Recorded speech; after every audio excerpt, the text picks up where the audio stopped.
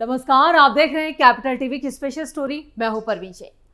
पश्चिम बंगाल के दुर्गापुर में हुए सनसनीखेज रेप मामले में बंगाल पुलिस ने एक चौंकाने वाला दावा किया है, जिससे केस की पूरी दिशा बदल चुकी है। पुलिस ने इस मामले में गैंगरेप की घटना से ही साफ इनकार कर दिया है, जिससे कई सवाल खड़े हो रहे हैं। आसनसोल दुर्गा पुलिस कमिश्नरेट के अनुसार तकनीकी साक्ष्यों और पीड़िता के बयान के आधार पर सिर्फ एक आरोपी ने ही उसके साथ बलात्कार किया। अब इस एक बयान से कई सवाल खड़े हो गए हैं, जबकि पुलिस ने पीड़िता के एक दोस्त सहित कुल 6 लोगों को गिरफ्तार किया है। पुलिस ने यह भी साफ किया है कि घटनास्थल पर मौजूद दूसरे लोगों की भूमिका की जांच भी की जा रही है। यह मामला 10 अक्टूबर का है, जब एक मेडिकल छात्रा के साथ सामूहिक बलात्कार की बात सामने आई थी, जिसके बाद पूरे देश में आक्रोश फैल गया था। वहीं सीएम ममता बनर्जी के बेतुके बयान पर भी बंगाल में फिर से उबाल आ गया है। क्या है पूरा मामला, सब कुछ आपको बताएंगे अपनी इस स्पेशल स्टोरी में। रेप पर ममता का बेहुदा बयान, बंगाल में बलात्कार पर घिरी टीएमसी, बीजेपी ने ममता को किया एक्सपोज। बंगाल के मुख्यमंत्री के वर्धमान जिले के एक मेडिकल कॉलेज की छात्रा के साथ बलात्कार की घटना को लेकर बंगाल में फिर से बवाल खड़ा हो गया है। पिछले साल 9 अगस्त को आरजीकर मेडिकल कॉलेज की एक छात्रा के साथ रेप की घटना हुई थी और इसके बाद उसका मर्डर कर दिया गया था। उस मामले को लेकर भी बंगाल में जबरदस्त बवाल देखा गया था। एक बार फिर बंगाल में एक और मेडिकल की छात्रा के साथ रेप की घटना को अंजाम दिया गया है। हालांकि इस घटना के अंजाम देने वाले 6 आरोपी गिरफ्तार हो चुके हैं, जबकि 2 आरोपी फरार थे, उन्हें भी गिरफ्तार कर लिया गया है। इस घटना को लेकर बंगाल की मुख्यमंत्री ममता बनर्जी ने जो बेतुका बयान दिया है, उसे लेकर बवाल मचा है। ममता बनर्जी ने कहा है कि देर रात लड़कियों को बाहर नहीं निकलना चाहिए। यही नहीं, बल्कि उन्होंने इस घटना के लिए कॉलेज मैनेजमेंट को भी जिम्मेदार ठहरा दिया और कहा कि पीड़िता की सुरक्षा की जिम्मेदारी कॉलेज मैनेजमेंट की है। एक महिला मुख्यमंत्री होते हुए भी उन्होंने पीड़ित लड़की को लेकर जो असंवेदनशीलता दिखाई है, उसे लेकर ममता बनर्जी के खिलाफ बीजेपी ने भी हल्ला बोल दिया है। बीजेपी प्रवक्ता गौरव भाटिया ने कहा है कि सीएम ममता बनर्जी पीड़िता को न्याय सुनिश्चित कराने के बजाय पीड़िता को ही दोष दे रही हैं। उन्हें अपने पद पर बने रहने का कोई नैतिक अधिकार नहीं है। इस मामले को उड़ीसा राज्य महिला आयोग के अध्यक्ष शोभना मोहंती ने भी गंभीरता से लिया है और आरोपियों के खिलाफ कड़ी से कड़ी कार्रवाई करने की मांग की है। वहीं पीड़िता के पिता ने कहा है कि उन्होंने एमबीबीएस की पढ़ाई के लिए अपनी बेटी को वो बंगाल भेजकर बहुत बड़ी गलती की है। अब उन्हें अपनी बेटी की सुरक्षा की चिंता है, जिसे मानसिक और शारीरिक आघात पहुंचाया गया है। वो अब अपनी बेटी को उड़ीसा ले जाएंगे। बंगाल की इस घटना ने एक बार फिर कानून व्यवस्था की बदतर स्थिति की पोल खोल के रख दी है, जहां अपराधियों में कानून का कोई खौफ नहीं है। आपराधिक तत्वों के लिए तो यही बात हो गई है कि सैया भय कोतवाल तो डर काहे का।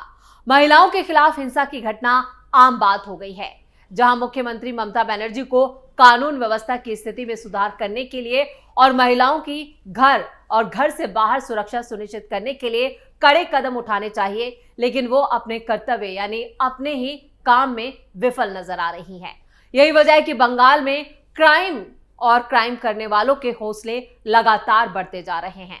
ममता बनर्जी महिलाओं को लेकर बढ़ते अपराधों को रोकने की बजाय पीड़ितों को ही जिम्मेदार ठहराकर अपने कर्तव्य को इतिश्री कर रही हैं। यानी ममता बनर्जी का इस पूरे मामले में जो रवैया रहा है, वो वाकई में आलोचना के लायक ही है और जिस तरह से बीजेपी उन पर लगातार हमले कर रही है, उससे साफ है कि आने वाले चुनावों में भी ये मामला तूल पकड़ेगा। अब तो बंगाल की महिलाएं खुद को सुरक्षित महसूस कर ही नहीं सकते। एक के बाद एक महिलाओं के खिलाफ हो रहे अपराधों ने ममता बनर्जी की मुश्किलों में इजाफा कर दिया है। बीजेपी इस पूरे मामले को लेकर हमलावर है, तो वहीं टीएमसी में भी सीएम ममता बनर्जी के खिलाफ आवाजें बुलंद हो रही हैं। नीचे करो। दुर्गापुर रेप मामले में नया मोड़। इधर पश्चिम बंगाल के दुर्गापुर रेप मामले में भी नया मोड़ आया है।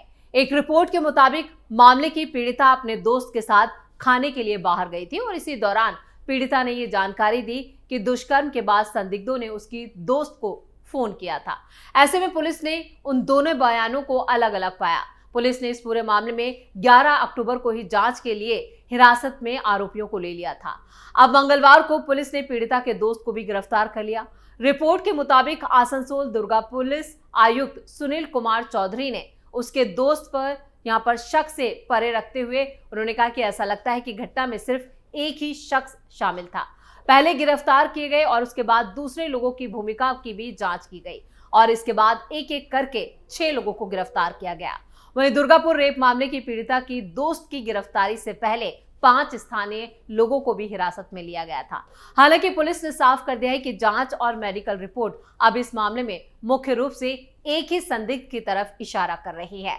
पिछली रिपोर्ट्स के मुताबिक पहले गिरफ्तार किए गए लोगों पर भारतीय न्याय संहिता यानी BNS की धारा 70(1) यानी सामूहिक बलात्कार और 3(5) यानी साझा इरादे से किया गया अपराध के तहत आरोप लगाए गए। दुर्गापुर रेप मामले में फंसी ममता। बीजेपी सांसद सुकांत मजूमदार ने मेडिकल छात्रा के साथ हुए रेप मामले पे सीएम ममता बनर्जी की कड़ी निंदा की है। बीजेपी सांसद ने कहा है कि मुख्यमंत्री झूठ बोल रही हैं और उनके बयान पूरी तरह से असंवेदनशील है। हर घटना में कहीं ना कहीं मुख्यमंत्री पीड़िता के चरित्र पर सवाल उठाते हैं। जहां वो कह रही हैं कि लड़की देर रात क्यों निकली, लड़की कितने बजे निकली, ये उसकी मर्जी है। मुद्दा ये नहीं है, राज्य सरकार की जिम्मेदारी है और पश्चिम बंगाल में कानून व्यवस्था का हाल खराब है। रिपोर्ट के मुताबिक पश्चिम बंगाल के राज्यपाल CV आनंद बोस ने भी कहा है कि हिंसा को बंगाल के समाज को प्रभावित करने वाला एक कैंसर बताया है और कहा है कि ये कैंसर समाज को सड़ा रहा है। कानून व्यवस्था लागू करने में व्यवस्थागत विफलता है। साथ ही उन्होंने पुलिस और नौकरशाही के कुछ हिस्सों पर राजनीतिक ताकतों के प्रभाव में होने का आरोप लगाया। जनता का भरोसा और जवाबदेही बहाल करने की फौरन जरूरत पर जोर दिया है। यानी बीजेपी और राज्यपाल CV आनंद बोस के बयानों से साफ हो जाता है कि जो अगले साल बंगाल में चुनाव होने वाले हैं, उससे पहले ही जिस तरह से दुर्गापुर में ये रेप केस का मामला सामने आया है, उससे एक बार फिर मुख्यमंत्री ममता बनर्जी फंसती हुई दिखाई दे रही हैं। वैसे ये कोई पहला मामला नहीं है। बंगाल में लगातार बलात्कार के मामले सामने आते रहे हैं, लेकिन सबसे ज्यादा पिछले साल अगस्त में आरजीकल मेडिकल कॉलेज छात्रा की जिस तरह से उसका रेप हुआ और उसके बाद मर्डर कर दिया गया, उस मामले ने भी ममता बनर्जी पर सवाल खड़े किए थे। ममता बनर्जी का पूरा जो सरकारी अमला है वो भी शक के घेरे में था। उस वक्त भी पुलिस वालों की भूमिका और साथ ही साथ सरकारी नौकरों और सरकारी अधिकारियों की जो भूमिका थी वो शक के घेरे में रही थी, क्योंकि हर कदम पर यहाँ पर कहें कि एक तरह से इस पूरे मामले में जो आरजीकल मेडिकल कॉलेज का जो पूरा केस था उसमें भी कई जगह पुलिस ने लापरवाही बरती। सरकारी अधिकारियों ने उस मामले में भी कई लूप होल छोड़े थे, लेकिन जब केंद्र सरकार की तरफ से और सुप्रीम कोर्ट की तरफ से दबाव बढ़ाया गया था तब उस मामले में धड़ाधड़ गिरफ्तारियां हुई थी। अब इस मामले या कहें कि आरजीकल मेडिकल कॉलेज रेप केस मामले से सबक लेते हुए पुलिस ने 6 आरोपियों को गिरफ्तार जरूर किया है, लेकिन इनमें से कई आरोपियों को यह भी बताया जा रहा है कि उन्हें फंसाया गया है। यानी अभी भी सिर्फ 5 मुख्य आरोपी हैं, एक इस मामले में बेकसूर होने का दावा किया जा रहा है। यानी पुलिस की कार्यप्रणाली बंगाल में शक के दायरे में है। पुलिस जिस तरह से काम कर रही है उस पर भी सवाल उठ रहे हैं। टीएमसी के गुंडे यहाँ दिन हो या रात हो, जिस तरह से वो आपराधिक गतिविधियों में संलिप्त होते हैं, उससे भी ममता सरकार की जमकर किरकिरी हो रही है। पश्चिम बंगाल में महिलाओं की सुरक्षा को लेकर बीजेपी भी कई बार सवाल खड़े कर चुकी है और इसको लेकर बीजेपी महिला मोर्चा ने कई बार आंदोलन भी छेड़ा।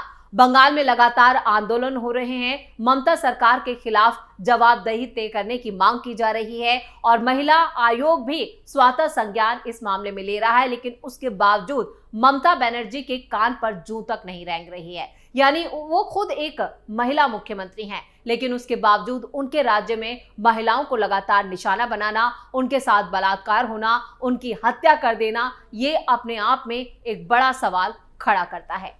तो स्पेशल स्टोरी में इतना ही। वीडियो कैसा लगा कमेंट करके अपनी राय जरूर दें। वीडियो को लाइक करें, शेयर करें और कैपिटल टीवी को सब्सक्राइब जरूर करें। धन्यवाद।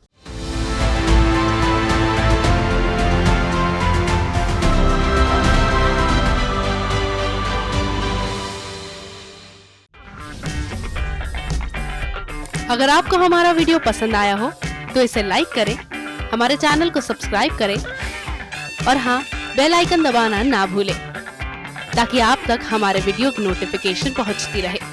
आप अपना सुझाव हमें कमेंट बॉक्स में दे सकते हैं। हमारे साथ जुड़ने के लिए शुक्रिया।